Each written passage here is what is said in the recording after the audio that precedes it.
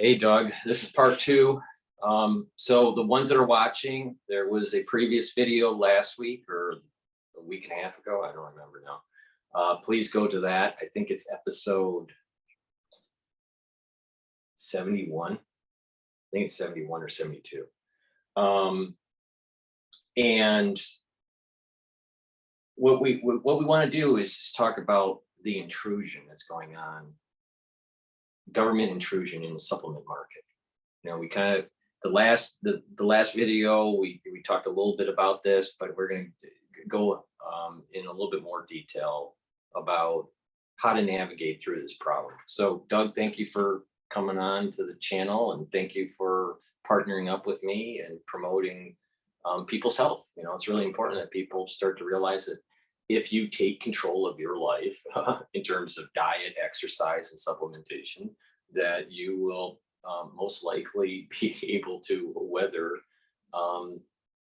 you know, the chronic illnesses or the chronic diseases that start to happen around us in a modern society.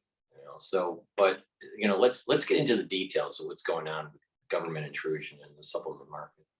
For sure. And you know, part of it was a piece of information that just came out, you know, in April of 2023. So this month, you know, and in fact, this past week, you know, the FTC sent out 700 letters to supplement brand companies, basically saying it went out on April 13th. So what's today? Yesterday. So it went out yesterday. And so 700 companies received letters from the FTC yesterday, basically saying, clean up your act around claims. And when we say claims, it's the supplement companies basically saying, take a product and get a result, right? That's a claim. And it sucks. And when I first read this, you know, thank goodness, the first thing I did is looked at the list and said, okay, did we get hit? Thankfully, no, because we've done everything we can to be clean through this over the last number of years. But it just infuriated me right off the get-go that the natural health supplement companies that are doing their best to make a difference in people's health are getting targeted. Well, what we've seen over the last couple of years and the pain on the backside of that, let's say, goes unchecked. Right.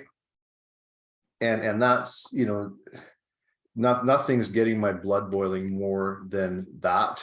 And seeing, you know, one side of health getting this absolute hall pass on what they can do to people. And then the other side of health, you know, just under this completely stringent checks and balances of not. We were talking behind the scenes before we started the recording here. We were saying that there's 700 companies. And I think the public probably doesn't realize this, and I didn't know this until you told me, that pharmaceutical companies actually own some of the supplement business, and they are on this 700 list. So some of the big guys on that list are, you said AstraZeneca? AstraZeneca was on there. If I'm not looking at you, I'm just because I'm looking at this down here. Bayer's on there. BASF is on there. There's a number of pharmaceutical companies. Bausch is on there. So the easiest way to look at that is if you go into a drugstore, you know, a pharmacy, right? And you've got the pharmacist working behind the counters of the over-the-counter prescriptions that somebody goes in with a doctor's note. Okay, well, that's all big pharma, right? But what most people don't realize is when you're standing in front of those counters in the aisles leading up to the pharmacist is your vitamin C's and your vitamin D's and your zincs and your multivitamins, all those different companies. Well, it's in so many cases the same companies that own the, you know, behind the pharmacist OTCs as own the supplements that are being sold to the customer on the front side of the pharmacy. So if you think about many of those different brands that people interact with on a daily basis and buy from their pharmacy, those companies in many cases are owned by the pharmaceutical giants as well, because they're not going to give you that shelf space. that document that you're talking about is specific to supplements, or are they also talking about OTC? No, this is specific to supplements. Hmm. Yeah. Yeah, specific to, I'm going to say the products that are sold in front of the pharmacist, not the behind the pharmacist.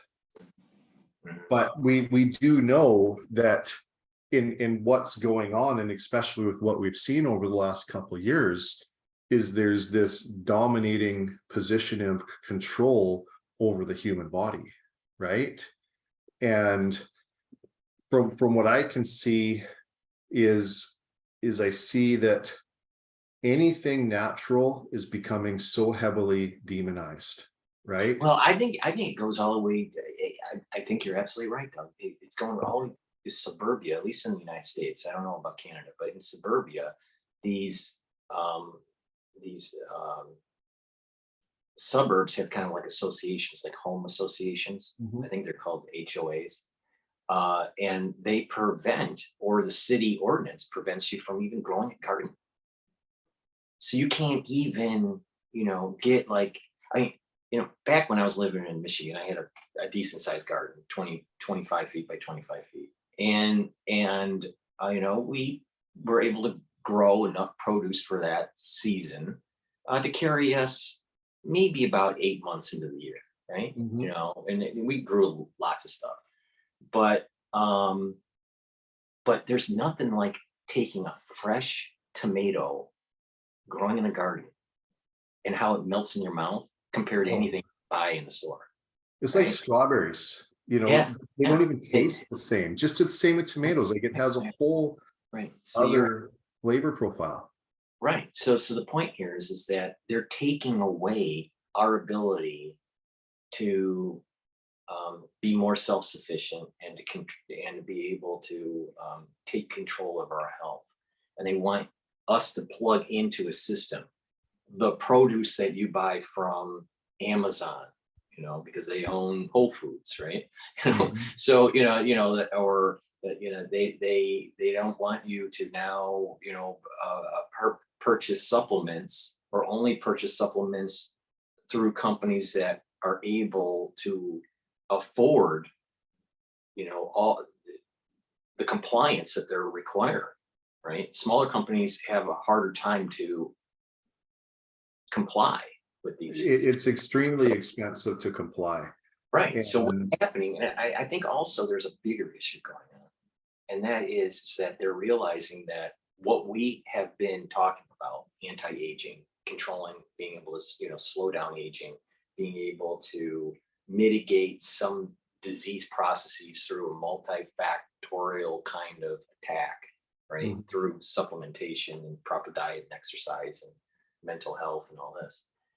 They're starting to realize that the research is coming out that yes, you're slowing down your telomere decrease, or that the mitochondrial health of these individuals, especially in their geriatric years, are much higher than, let's say, the peer group that did not supplement. So we're at a point where, by learning the combination, strong antioxidants, NMN, resveratrols, you get the idea, that through a combination you can, that your health would improve. Well, that puts a major burden on cash flows for big pharma. Even though big pharma is in the supplement business, that they're probably making a lot more money, and their bread and butter stuff, like big pharmaceuticals. But so we're starting to see that, yeah, things are coming online that actually are improving people's health, and giving them not only more more energy to live, but the longevity is increasing, right? So it's the quality of life is getting better, and the longevity is starting. And this is a major problem for Social Security, right? Social programs, they're assuming that a population will start to drop dead at a certain date. When you push that out, well, that causes a deficit, because they rated that lockbox, you know, Totally. for a war, you know, and they never repaid it. So, you know, so I see there's a bigger picture here that they're really, they don't want people to start accessing the, you know, this new research that's been coming out, and the ability to combine these things and realize that there's a synergistic effect that is happening. It's not just take a vitamin C or take just one thing or just take, you know, beta carotene. I had a biochemistry professor in medical school. He didn't, you know, he's a biochemist, right? And he didn't believe anything about vitamin supplementation, right? But he goes, I'll eat one carrot a day and that'll improve my eyesight. And it's like, well, it may improve a little bit, but you would have to eat a whole lot of carrots to be able to do that. Totally. You know, Totally. so you know, but the point is that, you know, they're these I think they're very, it's in medical school, or you know, or in the profession, the medical profession, it's very similar to dealing with people that are very good at mathematics, right? And that is the, you know, that is the you know, they think that the world is Newtonian, you know, and you can just plug it into an easy function and you'll get a, you know, simple answer. They don't realize that the nuance of the human behavior is more chaotic. It's not Newtonian. You know, I Oh, think it's very similar, you know, with the body, it is a chaotic system, and it's, you know, we understand a lot of it, but it doesn't take that much for it to get out of whack. And, you know, luckily, I don't think it takes that much to get it back into homeostasis. But you have these people that think that they know all these pathways or they know all the formulas, and they you know, and they think that, well, it must not be important unless you have, you know, some sort of deficiency. You know, there are people that have some sort of disease or their nutrition is so bad that they have a deficiency in a certain vitamin, right? But not realizing that when you combine these things, you can actually improve your health and you know, slow down aging. You know, and there's a lot of anecdotal evidence to support this. But you know, the point here is like, where do we go, Doug? You know, how do we inform the public on what's going on, but also as individuals that are providing this kind of service to people, these kind of products to people. There's a big, I'm a firm believer, if I wasn't taking supplementation, not following this protocol that I've been doing for years, that my health would not be where it's at. It would be worse. And I probably would look a lot older. So, you know, and I think there's a lot of people that fall in this category that I'm talking about. So yeah. these people, what do we do? What do we do as an industry? And what do we do at home? The ones that are benefiting from the products that we offer. Well, I think the people that watch your show will probably agree with this statement is the more mankind touches something, the more he ruins it. And that can be, you know, how we deal with our world, our environment, our food supply, our medicines, our everything. Everything that man touches, he wrecks, and it's like man is just this destroyer of everything he gets himself into, right? And whereas if we look at getting ourselves to the natural side of not playing mankind, let's say, in what we do, and let's just talk about supplementation for a second, right? Is if we can get supplements into the body and bypass the I know better sort of aspect to formulating a supplement and getting those raw minerals, herbs, botanicals into the human body as they were intended to get there, then we see great success, right? And in talking about what we're talking about today and some of these things that are going on out there is there's all of these companies that are trying to, in their mind, do things better and then state that they're doing things better. And then the FTC and everybody are coming down on them for doing so, right?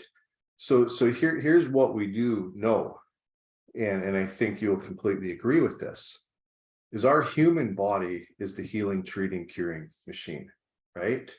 You can take all of the supplements in the world. The supplement isn't what's going to heal the body. It's the supplement that's going to give the body what the body was missing in order to heal itself, right? And your job, my job as a supplement manufacturer, is to be able to educate people and get people the purest, most natural forms of supplementation into their body that haven't been adulterated by people, right? And when I say that, it means it hasn't had the ingredients destroyed through the harvesting or the manufacturing process. It hasn't been cooked in alcohols. It hasn't been overbaked. It hasn't had something done to the ingredient from the process of harvesting, to getting it into a bottle and into the human body, right? And if we can do that properly and do that, I'm going to say without ego of thinking, how can I do this better? And just getting the raw, pure, most natural going into the body, then we know the body's going to recognize it. We know that the body is going to embrace it. And we know that those specific things that we're giving the body, that the body isn't getting through foods and through natural courses of living, is going to enhance how the body reacts to it. So on that list, right? Yeah. How far down the supply chain do they go? I mean, do they From go? what I can see on this list, it looks to be the end company. So the company that's putting the label on the product. Okay.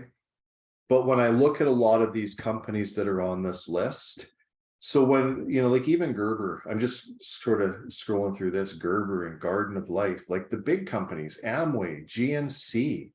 I mean, all of the big boys got hit on this list today, or yesterday. iHerb. I mean, it just goes on and on. Kellogg's.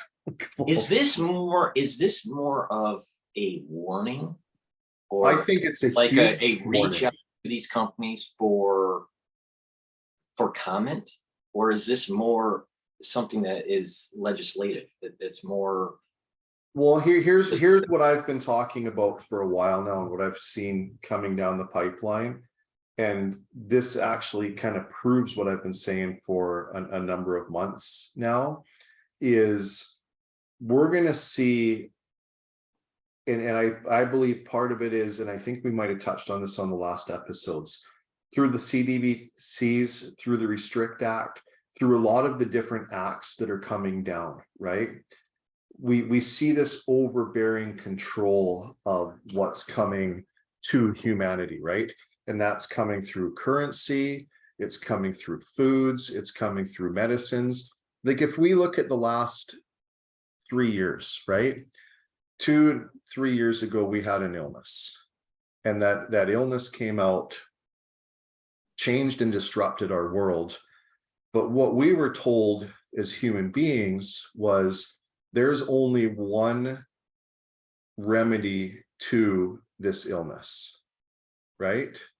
And that remedy was what we all knew it to, and what it became, right? Anything that was outside of that remedy was demonized, was scrutinized, was just absolutely destroyed by the media, right? And if companies sold something else, said, hey, I've got something else that can help you, well, the FDA, FTC, everybody just pounced on them for doing so. So there's a couple interesting points on that. Well, the thing is like, let's just get into like a detail here. Let's say B complex vitamins. All right. There's a lot of known chemistry that if you're not getting, let's say B12, that, that you could have a problem with your nervous system. So I'm going to take it a step further. I'm going to take it a step further. Yeah. Okay. Because this is what a lot of people may not be thinking. So we look at this list, 700 companies. Let's go back to the illness from 2 years ago. What most people don't realize is that when the companies were assaulted for saying that they may have a product that could help with that, or doctors were speaking out and saying, hey, you know, you should try this, you should try that. There was many different protocols being promoted, right? But here's the problem, is the illness was patented, okay? And many of the illnesses that people suffer from today are patented, okay? So if you own a patent to something, you control everything around that, right?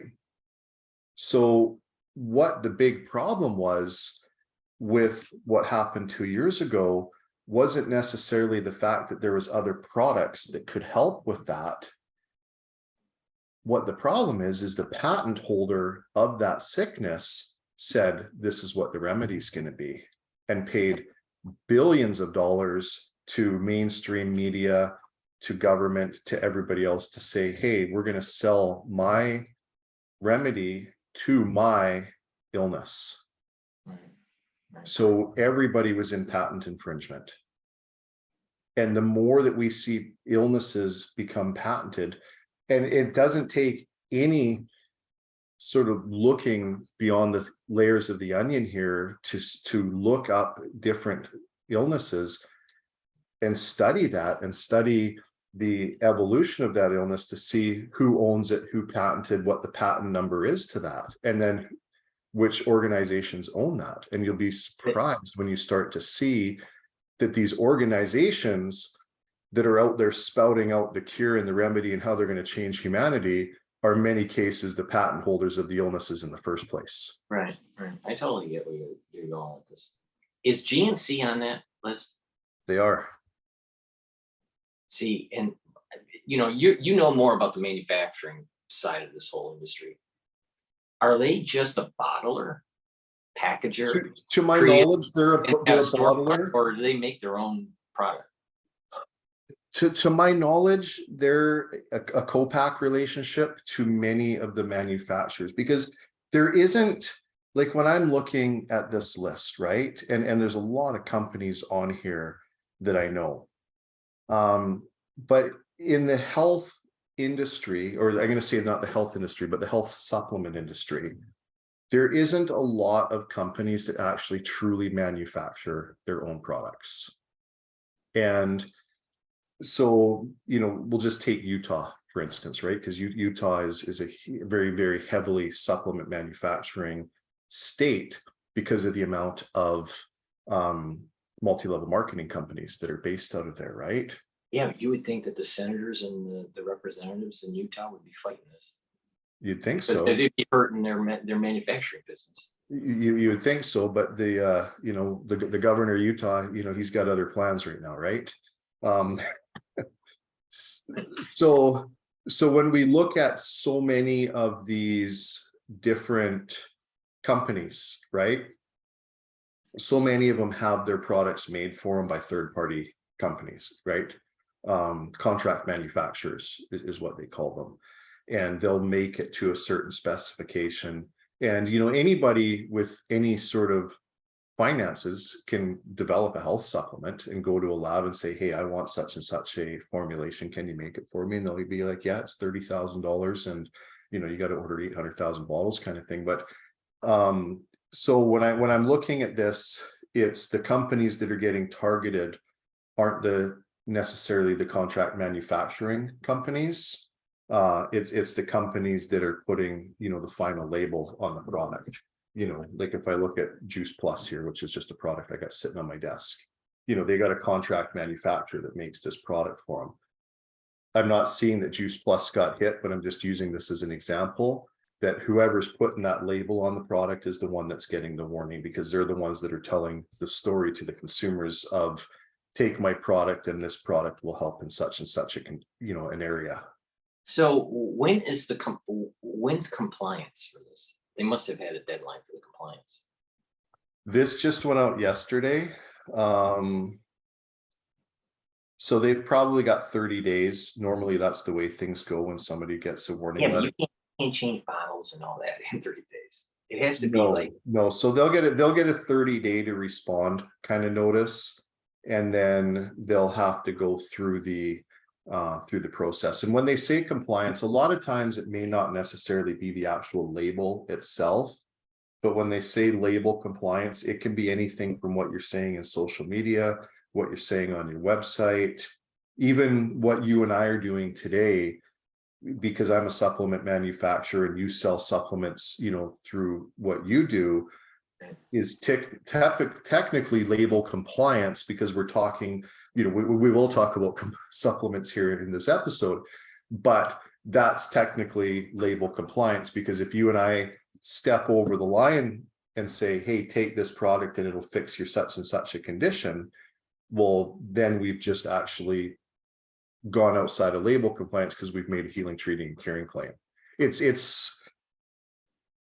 It's so onerous. I mean, when But it seems as though people have already kind of moved in this direction. As far as which? In terms of selling supplements and labeling the supplements, I think that a lot of these labels are benign now.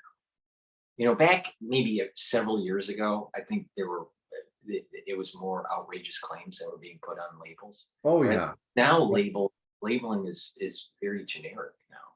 The label is generic. And even on the websites, you know, things are becoming more generic. You know, it'll maybe talk about what the ingredients are, how it's made. And then, you know, I wouldn't even use the word claim. It's more of a generic term on why to use the product. Well, here's where it gets funny. So when we look at the multi-level marketing industry, for instance, okay, a multi-level marketing company can have a clean label, can have a clean website, can have clean printed literature.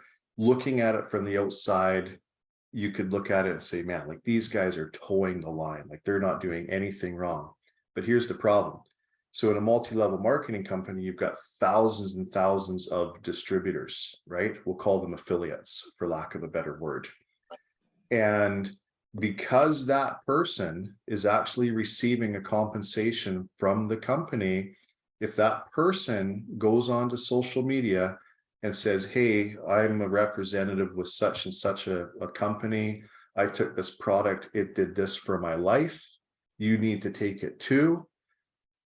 The company is responsible for that content, and that is classified as label, you know, you're outside of compliance on label compliance, because now somebody's talking healing and treating and curing. So that's how deep this goes. And the watchdogs watch these multi-level marketing companies, for instance, because they don't go after the company. They see the little guy way down the line saying something on Facebook or YouTube or something that he shouldn't say. Then they go after the company and say, hey, get your house in order. You're in trouble because people are saying stuff about your product and you're paying them as representatives of your product. And some of these multi-level marketing companies have compliance teams of hundreds of people on staff to just police social media of what their brand representatives are saying every day. So that's the multi-level side. When we look at a smaller company, for instance, that deals with affiliates, you know, you look at somebody on Instagram or Facebook or Twitter or, you know, any of these different channels. If somebody's saying something out of line about a product and that person received, whether it's a free bottle of product or some form of paid endorsement, they're getting the company into trouble, and the company has to be better at watching that. So you'll have internal compliance, and then there's probably some sort of governmental agency that's looking. Exactly. And the FDA, the FTC, all of these different bodies are watching this so quickly and so rapidly to put their finger on the natural supplement industry. Because we got to remember too, is, you know,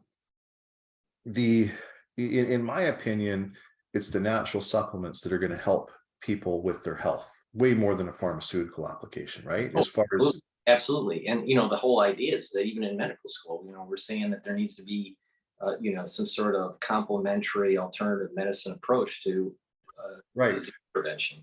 Right. You know, it's not the idea of it's only allopathic, and it's not the idea it's only naturopathic. There's a middle ground. it's complementary.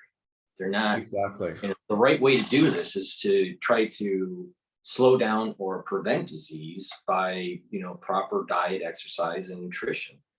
But it's not a cure for sure. Right. But, if you're chronically sick and you're chronically eating Doritos, don't be surprised that your health goes down. Totally. I mean, it's, but, the thing is like, take it from the perspective of like GNC, for example. Mhm. And GNC, for many years, I used their supplements for many, many years. Uh, you know, a lot of people take their stuff to, go work out, to get, more muscular. They have protein type supplements. The big one for me that I was doing was their D3 at the time, and the multivitamin. They have like a Mega Man multivitamin, right?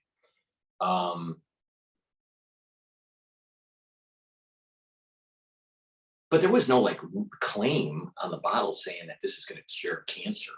It never said that D3 is going to cure cancer, or multivitamins are going to cure your Hashimoto's disease or anything like that. It was just basically the understanding that you need especially if you're a triathlete, or some sort of you're into some sort of heavy duty athletics. You realize that your recovery time improves when you have proper supplementation. So, and your gains, your performance gain, there's performance gains when you're, just have the right supplementation. So I think GNC was like focusing on that kind of market, or at least that was what I was using GNC for when I was in the whole doing the triathlon stuff. But I never really saw anything that stood out making, strange claims. Now you're talking, this is in the 90s and early 2000s, during this time period. Fast forward to today, I'm not really sure, what we, if anything, do we need to rejigger on our websites to be compliant? I think we're in pretty good shape for what we're doing, and looking at you as to what you're doing is, but there's a lot of companies that aren't. I mean, is it really that big?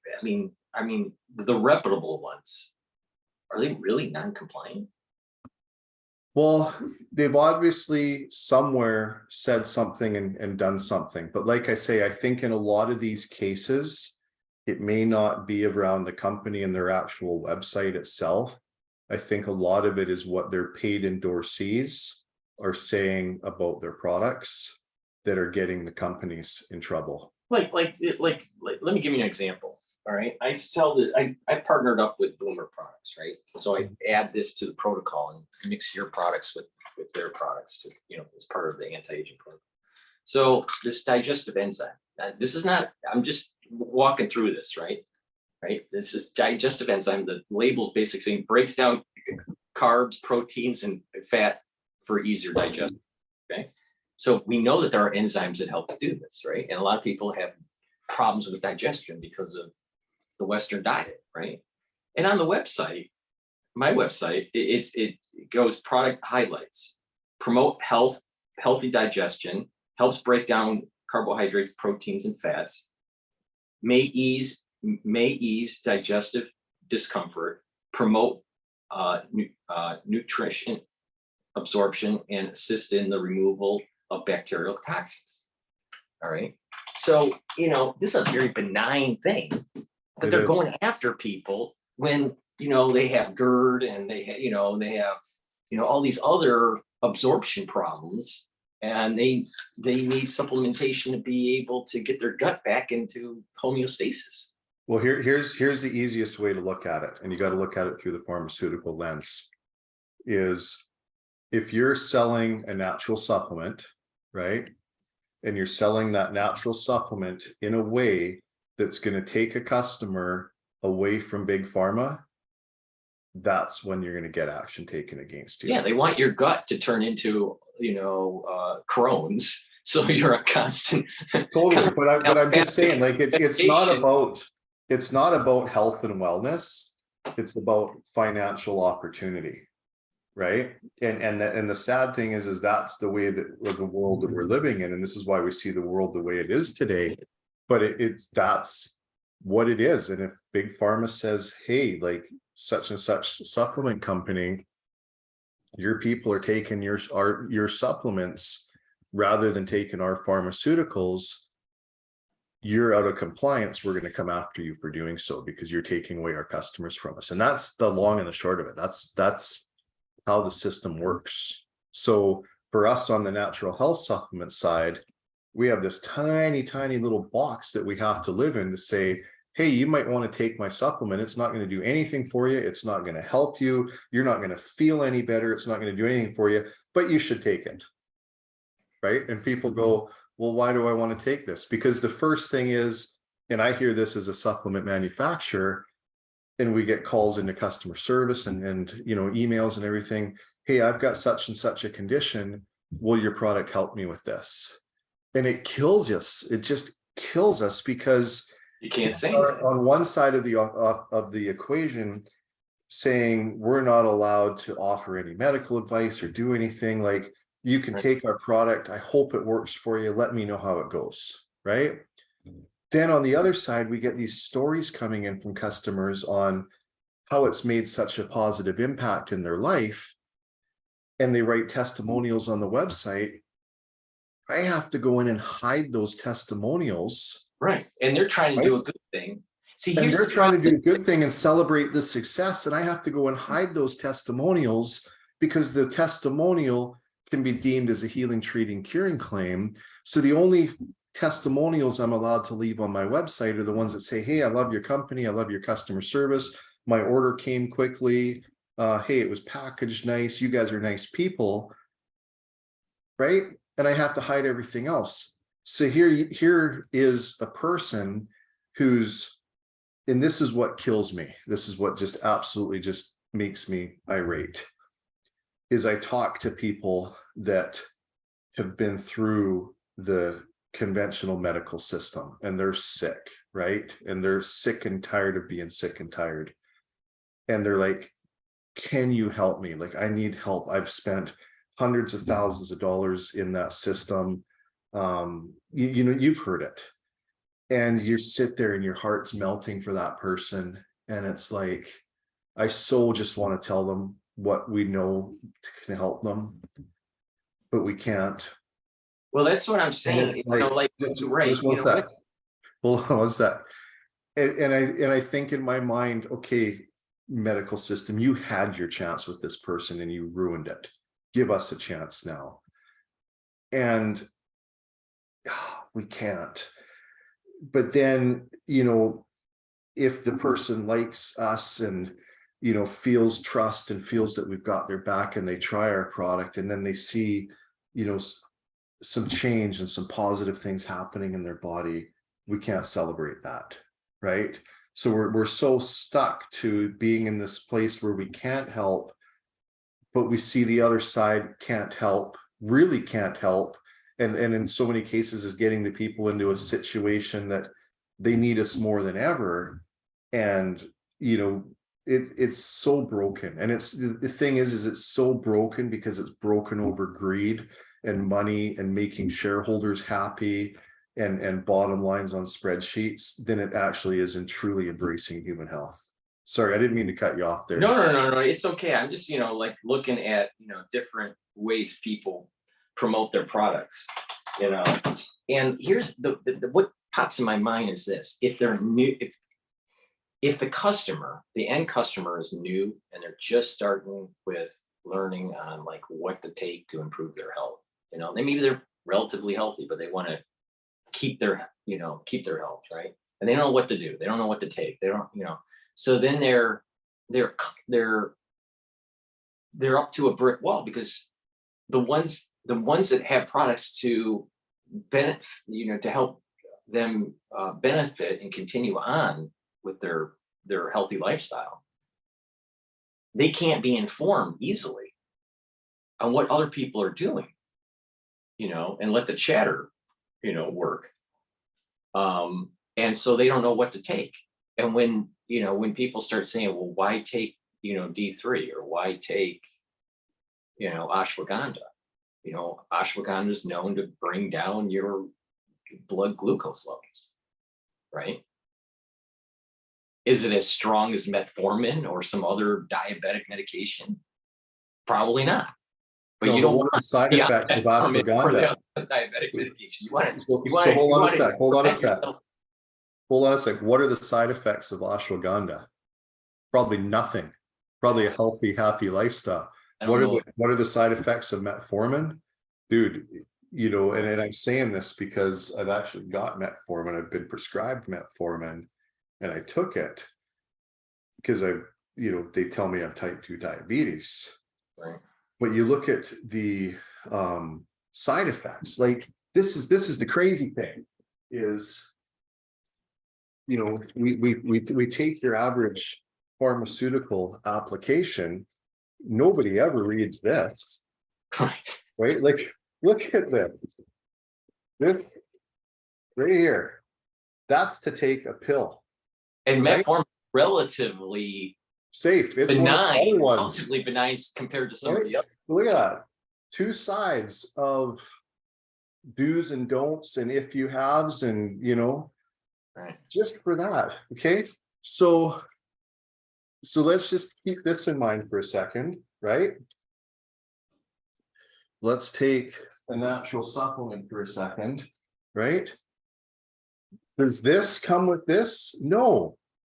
The only thing this comes with is these statements have not been evaluated by the Food and Drug Administration.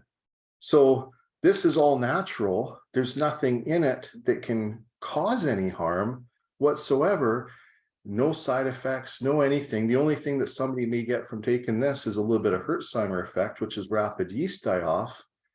And we're not allowed to say anything about how we can help somebody's life with this. But you take the other side of the equation, and that's what you get. Right? It just. Well, I have seen something similar in automotive. All right. People In go, which? oh, in automotive. Okay. Right. The regulatory agencies come in and, back, during the day, it wasn't required to have seatbelts. All right. Well, seatbelts do save lives, right? But the industry was really fighting because they didn't want to install the seatbelt. It was an extra $2 a car back in the day to do so. But yeah, fast forward to where it is now, and when you buy a new car, there are so many different stickers that are on your visor and on your dashboard and on your, that just to warn you that if you open up your glove box, something might pop out, or that your airbag might be deployed if you have a car crash. It gets so crazy in just to meet these regulations and the size of the font and the space that it should be written in and all this. So when I was doing interior design for the Pathfinder, so I worked on 2004 Pathfinder. That's Nissan. It's a Nissan vehicle. So did the interior. Many of us worked on it, but I was an important character on that vehicle. But we had so many little regulations that we had to deal with. That for that to be able to be sold in the market, it had to have that sticker, and some stickers could be removed and some could not. Some of them are embossed into the visor themselves. Yeah, well, what it is it's really heat. It's like a heat stick kind of thing, and they just apply heat to it, and it sticks to the visor. And you really can't peel it off. But then there are other stickers that are on the dashboard that you can take off. And most people, when they buy their car, will go, oh, I don't want that on there, and they peel it off, right? So it's getting to the realm of you can't buy anything unless there's a lot of stickers on it or gigantic labels. A pair of jeans, for example. A cup of coffee. Well, I don't know. I haven't seen the couple copy part, but basically a pair of jeans, Levi's jeans. If you bought a pair of Levi's jeans in the 80s, the label was very small. You buy a brand new pair of Levi's jeans now, the label is this long and it's layered. There's like 3 or 4 of them together. They're sewn. So it's so long that you have to cut it or it's hanging out of your waist, right? If you don't wear it right, so it's crazy. It's getting to the point of lunacy on the regulatory requirements to be able to Well, and we can thank lawyers for that one. Yeah, we can thank well, yeah, lawyers for that. it's a combination of things. I think we're becoming too tort oriented in the society's too litigious, and then you have this. There's regulatory capturing that's taking place at the legislative level. So it's a combination. You got too many lawyers chasing tort, right? Claims. And then you have big government trying to control. And there's 2 parts to that big government control. One is one side of it is like a liberal agenda that's trying to just control everything in your life, centralized planning basically. And another is that you have large corporations that pretend that they're going to be on the negative end of this legislation, of this regulation. But in reality, they actually benefit from it. So, and it's a way for them to accrete market share. So they pretend, oh, we don't want that legislation, but they're partnering up with this legislature to be able to write in the requirements that will benefit them in the long run. Yeah, they want to control the outcome. Squeeze out the little guy. So, I see this as a hurdle for ones that are new to supplementation, new to, these protocols for, health and wellness. They won't know what to get. No. But it seems to me that there must be way, because they're like health magazines and stuff, they're, and fitness guru magazines and stuff. There must be a way to piggyback that to be able to inform the public what sort of things to take to be able to improve your health when these individuals are new to taking supplements. The ones that are already, like you and I, we've been doing it for years, right? We know what to take, right? So we know what the game is. So there's a lot of people out there that know what we're talking about with this regulation issue, and they just say, "Oh, I can read in between the lines. I know what they're saying, what to do." All right. A lot of people can't read between the lines.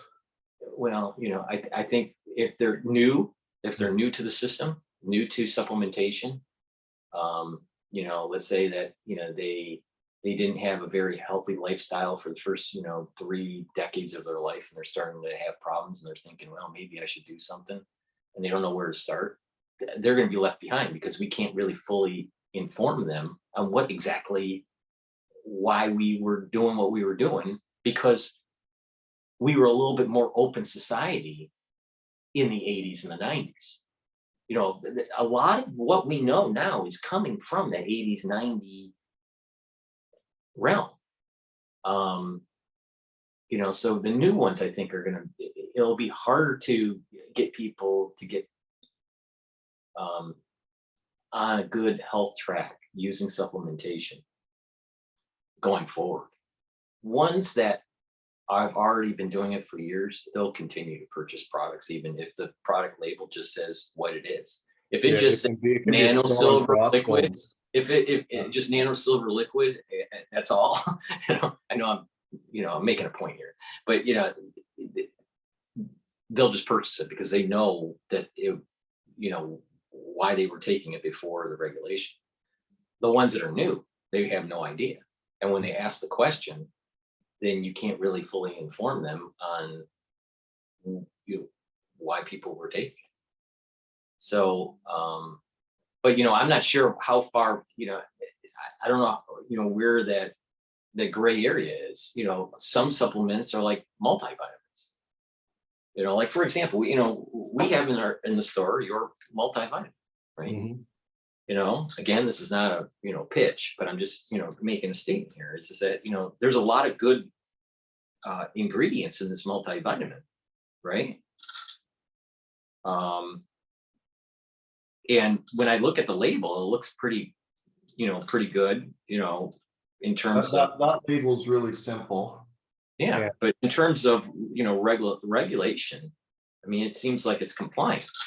Oh It's yeah, not we making any, strange claims like, that this is gonna, cure, anything. But the thing is that people need to take essential vitamins and minerals. I mean, totally. it's pretty much basic. To me, it's like common sense. Totally. So, And we have all of our labels go through a proper regulatory compliance company that, they're all signed off and they're all done as they should be. Where you run into problems is if you were to say, if there was any healing and treating and curing claims is where the problem is. But you talked about font is one that, just like when you were talking about working on the Pathfinder, same thing on supplement facts labels. Font has to be a certain size, spacing has to be a certain thing. You can't just, creatively make up a label and say, okay, this is compliant. Every little thing makes a big difference. Where you put your lot and your expiry date. All of these things are a part of the compliance side of, nutritional supplement labeling. And then we get into the whole usage side of things, as to, why to use a supplement, why you might need a supplement, and, somebody's feeling a certain way, or they're sick, or they're suffering from a certain condition. People are at a place where they want to be told, take this to fix that, right? And that's the problem in the supplement industry, is we can't say, take this to fix that. right. We have to give a little bit more education and sort of peel back the layers of the onion a little bit more in somebody's life to say, okay, you're feeling such and such a condition, or you've been told you have such and such a condition, right? And you get the person to say, yeah, that's how I'm feeling. That's what I've been told. That's kind of where I'm at. And it's like, okay, let's take a step back a little bit, look at diet, look at lifestyle, look at some of the things that may have caused the person to get into the position that they're in, where they're feeling how they're feeling, right? And if we can get the person to take a little bit more of an understanding as to how and why they are where they're at, then we can say, okay, here's some thoughts, some suggestions, some options for you, right? So let's just go to silver for a second, right? Here's what we know about silver. Is silver naturally is one of the better cleansers for the body, right? So we can cleanse the body without falling out of compliance, because we're not healing anything, we're cleansing, right? But what we're doing is we're helping cleanse a lot of the things in the body that can be maybe harming the body, like a bad bacteria, a yeast, a fungus, a mold, some of these things that are kind of wreaking havoc on and doing what they're doing to make our body not feel good. So if we can cleanse that out of the body, then we can help the immune system, we can help the digestive system, we can help the body do what the body was naturally programmed to do, which is the body is going to heal itself. We just need to give it a little bit of a jump start sometimes to help it do that, right? So I know you're a big fan of the silver, and that's why I was just saying that, is there's your step one in cleansing the body, right? Number two is we know that there's a microbiome. We know that there's the gut-brain connection. We know that so much of the things that people are suffering from today are digestive related issues. So once again, we've cleansed the digestive system with the silver. Then we start adding, probiotics. We start rebuilding the garden. We start repopulating the gut flora so that the gut is in a good place to break down foods, support the immune system of the digestive system. But we've got to get the right probiotic enzymes, the right digestive enzymes flourishing in the gut to do so, right? And then we look at the multivitamin, right? And what are multivitamins and minerals? Well, they're the spark plugs of life. They're what feed the cells. They're what control all of the electronic impulses in the body that help the body fire, right? And I don't know if you want, but I can do a really, really quick little demonstration with you here, if you'd like, and show you something really cool just with vitamins and probiotics and what I mean by that. People kind of freak out when I do this because it's pretty cool, but do you want to just see a really cool little demonstration? Yeah. Okay. So we'll just look at multivitamins here for a second. Okay. And this also helps tell a good health supplement from a mediocre or a not so good health supplement. So what I'm going to do is I'm just going to put my camera down here a bit so you can see what I'm doing. So what I'm doing is I'm going to make actually an acidic concentrate. Okay. So imagine this acidic concentrate being your digestive system. It's hot. You know, when we look in the gut, it's a hot environment, and it's an acidic environment. So what I'm doing here is I'm just playing a little bit of laboratory here. So here's a representation. You know, there's an acid, right? You wouldn't want to drink that, but that's representative of what's going on in your gut, right? So what I'm going to do is I'm actually going to make that a little bit more acidic just to see here.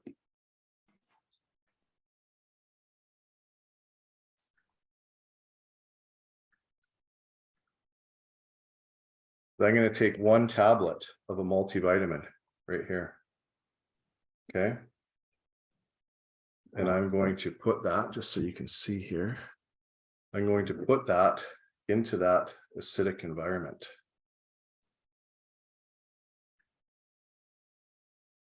Okay. And you'll see in opening that capsule, I used about 5% of that capsule. Now, if you see what's happening right in front of me, look at that. I just turned that acid into an alkaline. That's what we want to see happening in our body, right? So am I healing and treating and curing anything whatsoever? Not at all. But it doesn't take much science to understand that if we can turn an acid into an alkaline, we're going to do some positive aspects into the body, right? So historically, I'll just show you one more thing. Historically, we depended on our foods. And normally when I do this demonstration, I'll do it on my kitchen table, and I'll have a whole bunch of foods in front of me, and I'll actually test the foods for continuity. Okay. And once again, I'm going to show this with a multivitamin. But our foods should bridge the gap of an electrical circuit with the vitamins and the minerals coming from our soils, right? Right. But if I test most foods nowadays, I actually don't get that happening. So watch this. I'm going to take this. This is just strictly water. You know, you already saw me pour it out of a bottle. Nothing's happening, right? When I put that connector in there, I'm going to take this multivitamin, and I'm just going to dump the contents of that vitamin into this water. Give it a quick stir. Because we talked about multivitamins being the electrical impulses in the body that controls our heart, that controls our eyes, that controls our lungs, that controls everything to do what it does. Okay, so there we go. Look at that. So that just that 1 tablet of multivitamin is helping give the body those electric impulses that it needs in order to fire. And you wouldn't believe I take a lot of different supplements and do these tests with them quite often, and they're dead. They don't do anything. You know, the bulb just sits dark. So it's, well, that brings up a great point, is that, you know, it's very important that the quality of the vitamin or supplement to, you know, to lend its it's activeness in the body. Exactly. And maybe that's why they're going after people. This is that they're really just trying to clean up, the manufacturers that are selling bad product versus the ones that are, selling good product. It seems to me that this regulation that's starting to pop up, I think we're already compliant. I think I'm not worried about us in compliance, but I see the industry in a whole, right? And it's going to be a very shifting industry. And I think, on the next episode we can tear into this even a little bit more deeper. But I'm not worried about what we're doing here with our company or what you're doing on your side. Like I say, none of us are healing and treating and curing anything. We're just trying to properly educate people on how to look at their health and bridge the gap of what their body may not be getting to what it needs in order to, function properly. Mm-hmm. I mean, it's getting as ridiculous as when people are buying soap, wash their body. You have to have a published paper that washing soap actually is good for your hygiene. It's getting that crazy. It is, and that's unfortunately a bit of where this world is going. And we've just taken critical thinking out of people's minds, and so much now where is I find that people want to be told things, and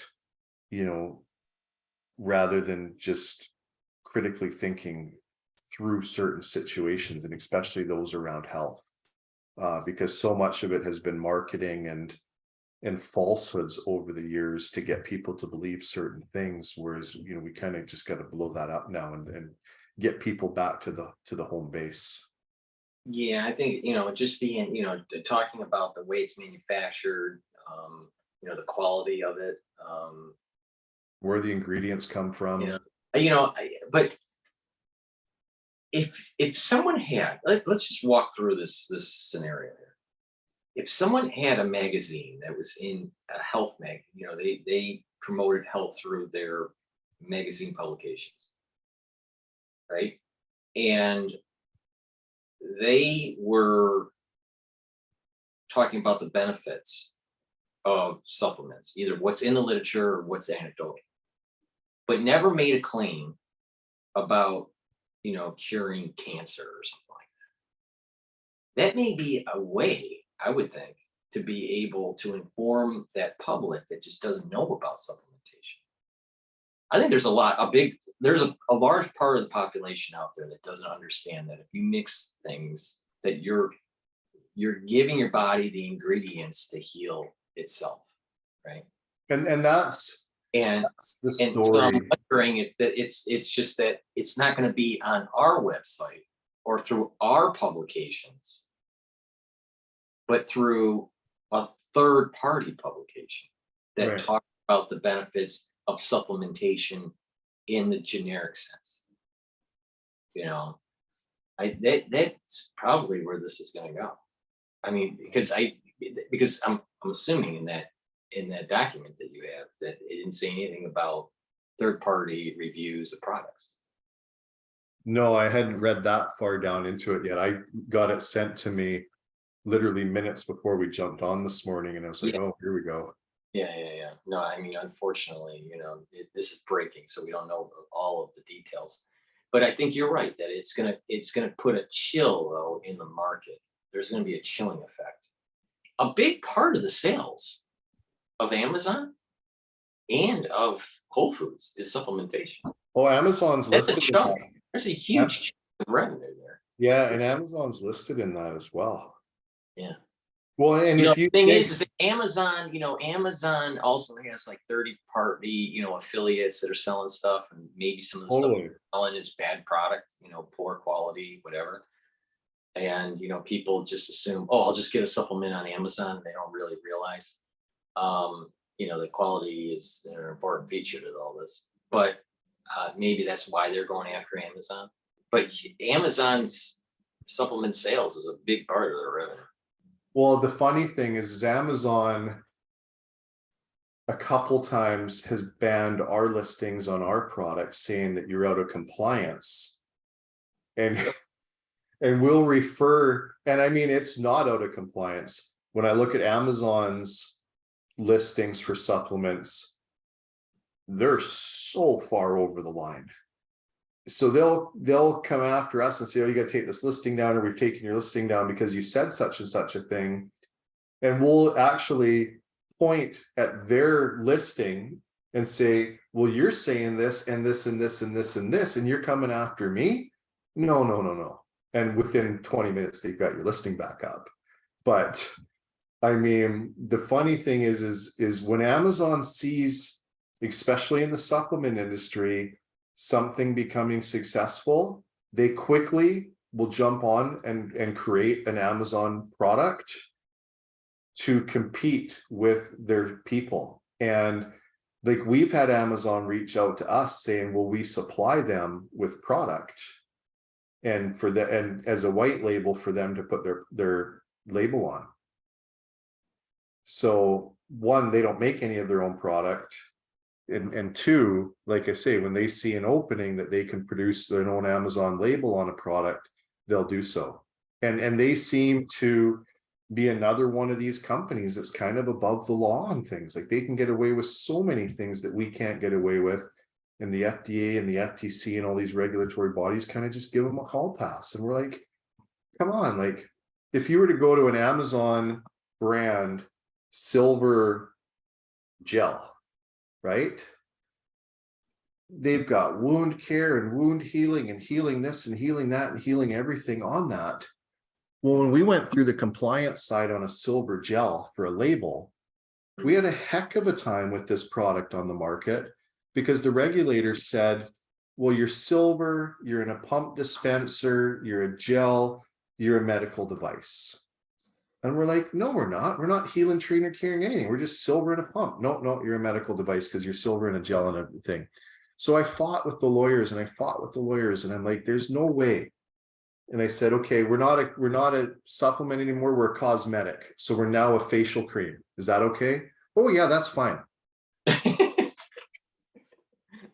But I mean, if we were to put, any kind of wound care or, bug bites, or, use this after a cut or anything like that on the gel label, well, now we're an OTC medical device and we're in big trouble. But I see these companies doing it and getting a hall pass, and they're okay to do it. So it's such a, it's such an old boys club, let's say, when these companies get to these levels, because we know they're all hanging out together and taking care of each other.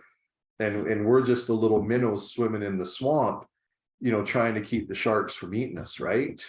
And it's just, we just see it more and more and more happening all the time, as these mega corporations just are taking everything over, right?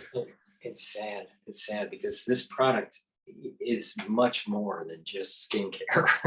Well, it is. But I'm just saying, when we're talking about compliance and regulatory of what we have to do, is a facial purifier kind of idea, right? And the sad thing is, not just face, but totally. Yeah. But the sad thing is it's something that does, I use it for brushing my teeth. I use it for so many different things. But we're not allowed to say anything, right? And I know you've had a lot of your customers that have indicated some just amazing stories with that as well. Right. And well, I mean, on my store, I have packaged nano silver with like collagen and vitamin C, and the whole idea is that this is like a skincare kind of package. Right. The reality of, for me, if I have had a cut, it heals quicker. It does heal quicker versus not. A lot of people would use like Neosporin, and try to. And the whole idea is that if you are creating a barrier so infections do not start, right? You will heal the wound faster. Right. Get rid of the infection, get rid of the bad bacteria, let the skin do what it's supposed to do. Like once again, so that gel isn't healing the wound, right? No. Our body is regenerating ourselves to heal that wound. All we're doing is putting a barrier of protection around that wound so that the body can do what it's supposed to do. Exactly. Exactly. You know, it's just, you know, people just need to wake up and just kind of like go, all right, people, you got to start reading in between the lines. Right. Unfortunately, it goes to the, you know, to this problem that we have in society. I was mentioning this to my brother the other day and to a friend. The scientific baseline in North America is low. Mhm. It's low. I mean, I thought, you know, and I don't want to put myself on a pedestal. That's not the point here. I just like, but because of my upbringing, I assumed that the scientific baseline was at a much higher level than what it is. You know, because, you know, I was on, you know, the college track, and, you know, you know, you learn your AP classes and you do the biology and the physics, and right, you know, so even in junior high and high school, you had a decent understanding of science, right? And then when you go into college, you know, you're, you know, diving in deeper in those subject matters, right? The chemistries and, you know, the organic chemistry. So, you know, I knew that not everybody was an engineer, not everybody had that kind of talent, right? But I assumed that the baseline in high school would have given individuals an understanding of what viruses are, you know, what vaccines are, what bacteria is, right? So, you know,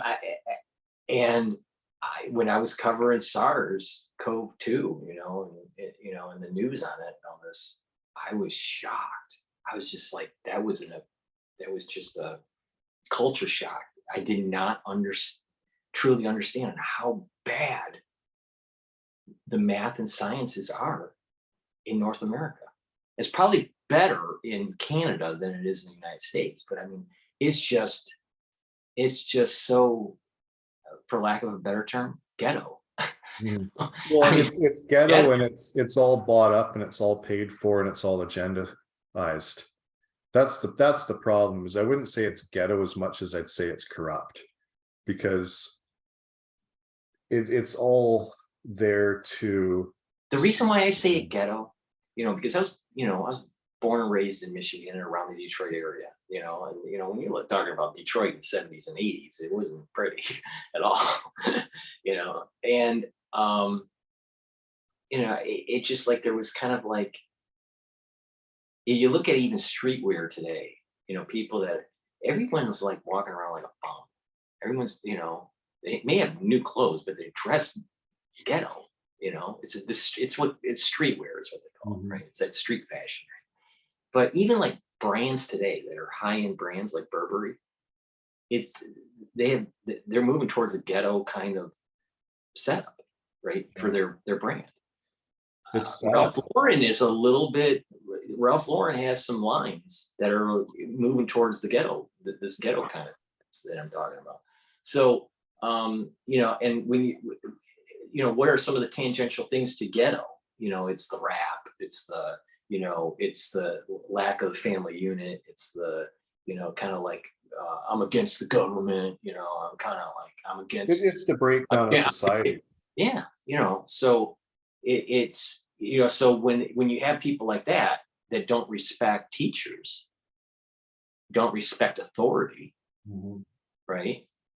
And I'm not saying that, you know, oh, we should only bow down to authority. That's not the point here. But, you know, if you have a big part of the population that's not respecting teachers, then don't be surprised that when they become adults, that they don't know anything and they don't behave correctly.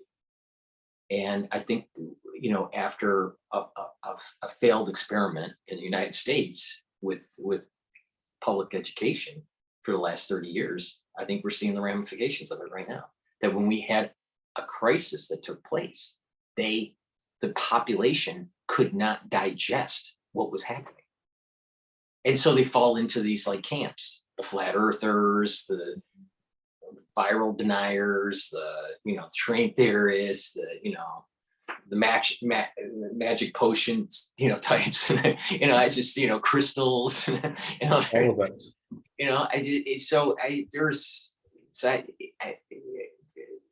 I'll tell you, the term ghetto, I think it fits. That's a It good fits, one. you That's know? a good one. Well, let's keep this going. I've got to run for an appointment here. Okay. All right. But this is a good conversation. Yeah, we'll do another Going. episode, how the supplement industry is moving, Yeah, with these regulations and what people can do to, get their body to heal itself. totally. So thank you, Doug, for Then being. let's do that for our next one. Let's really dive into healing the body naturally and what we can do and how we can say it and really show people what they can do to take charge of that as well. Okay, very good. All right, so I'll stop the recording. Say bye-bye to everybody, Doug. Thanks, everybody.